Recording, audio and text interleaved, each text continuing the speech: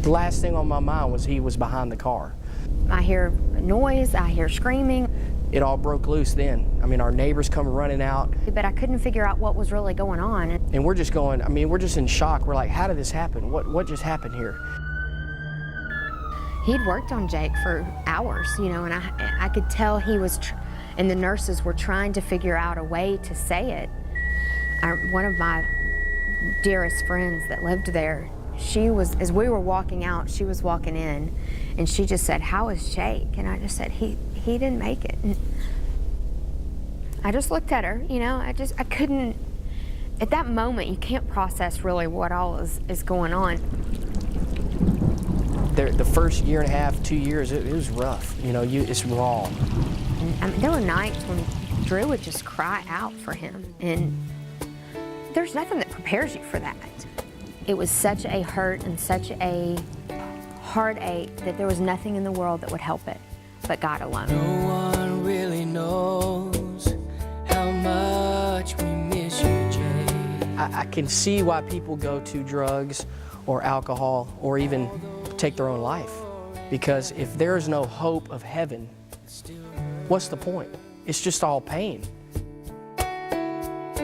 And we know you're smiling down from inside those pearly gates.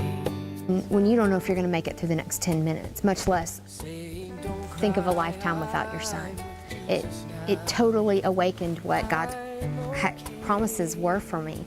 Because I came to the conclusion and I realized that he had written this whole book and what he said was true. Till we see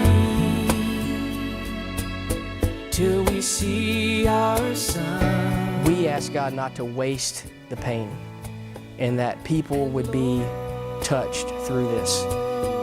Had a family in Colorado, just precious, lost a little baby girl. She was 5 months old, and just able to love on them. And I can relate some to how the Father felt. In his perfect plan, he created good out of something that there was no good in.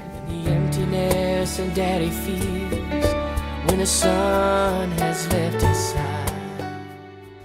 Our prayer is that our lives show hope to others. That when they look at us and they see what's happened, they know not that we're special, but that our God is special. One day, very soon, we'll see our Jake again. And I wonder if he'd like to hunt with me. I wonder if he liked music. I wonder if he's still a baby, still a toddler in heaven. That'd be cool if he was, you know, just kind of stuck in that little chubby 23-month-old shell. We'll say, son, be cool. take us to the one who saw us through.